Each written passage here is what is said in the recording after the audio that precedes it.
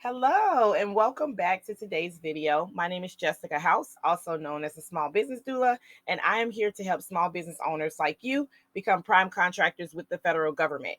Today, I'm going to talk to you about the taxpayer identification number process, also known as the TIN process.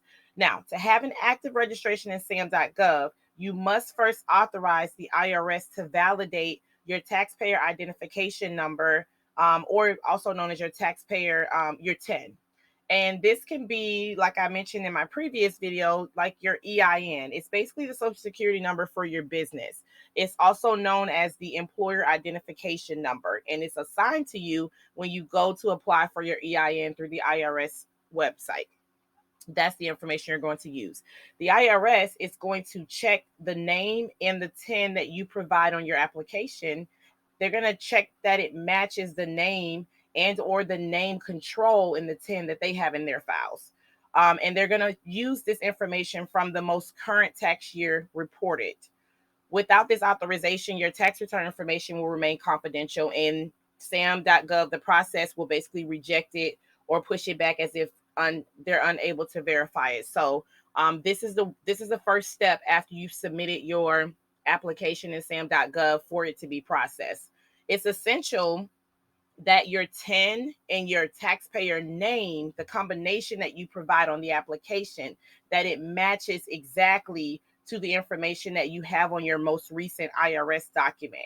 And it's important because it qualifies you as eligible to be able to bid on federal government contracts or even to apply for federal assistance like grants or co-op agreements.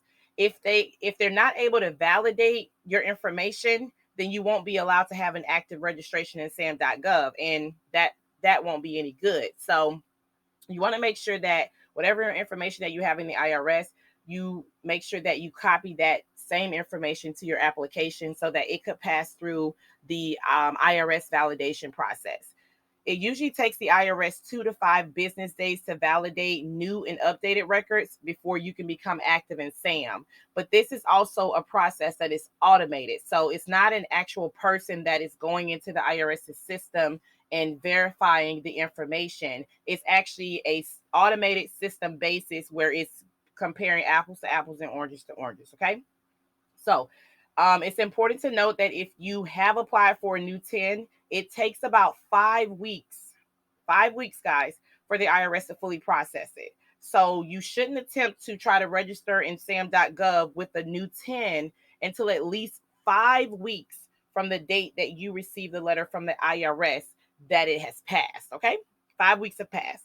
The new TIN will be available inside of the IRS's master file before it can actually be recognized by SAM.gov. So that's why you need to allow this time before you actually go through the process of registering. So there you have it. That's the taxpayer identification process in a nutshell. If you're new and you're a small business owner that is looking to become a prime contractor with the federal government, understanding this process is going to be crucial because you don't want to get frustrated in this process. And once you get frustrated, it's just down spiral hill from there. So I want to make sure that you are very much aware of this process so that you'll know exactly what step and stages that you're in. Thank you for watching today's video, and don't forget to like, share, and subscribe to the channel for more helpful content. Your support means so much to me, and it helps me to create more informative videos like this one.